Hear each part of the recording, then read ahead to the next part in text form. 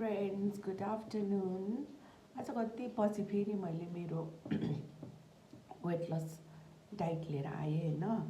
आज मैले के खाँदैछु, के बनाएँ भन्दाखेरि चाहिँ आज मैले ब्रोकोली, क्याबेज अनि चिकनलाई बोइल गरेर सुप बनाएँ सिम्पल। त्यस पछाडिको यो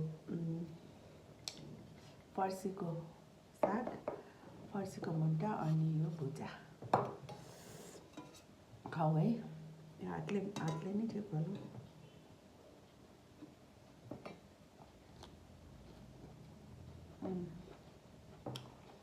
मिठो भएको छ।